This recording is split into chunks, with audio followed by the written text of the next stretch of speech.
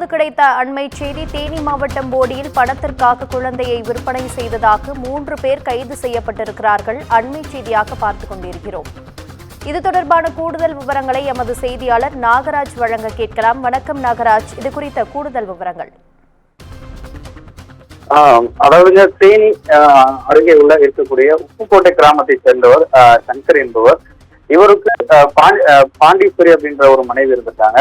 கடந்த 10 வருடங்களுக்கு முன்பாக திருமணமான நிலையில இவங்களுக்கு நீண்ட நாட்களாக குழந்தை இல்லாமல் இருந்து வந்தது.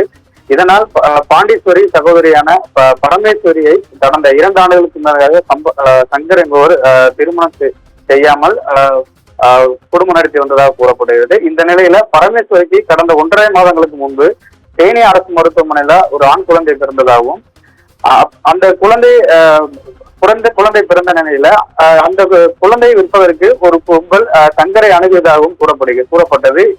இந்த நிலையில சங்கர் ஏற்கனவே குடிப்பழக்கத்திற்கு அடிமையாகி இந்த குழந்தையை விற்பனை செய்வதற்காக செய்ய முடிவு செய்ததாகவும் ஒரு புகார் எழுந்து வந்தது.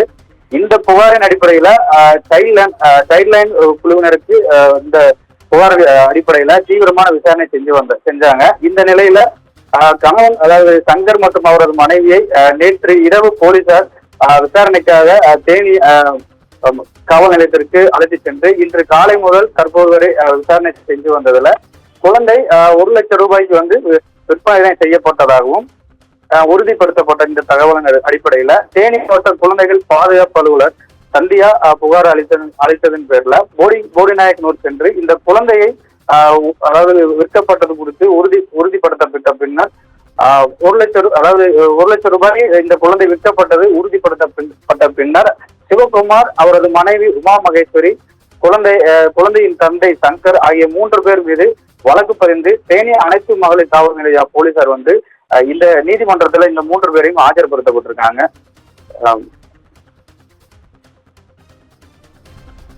உங்கள் விவரங்களுக்கு நன்றி நாகராஜ்.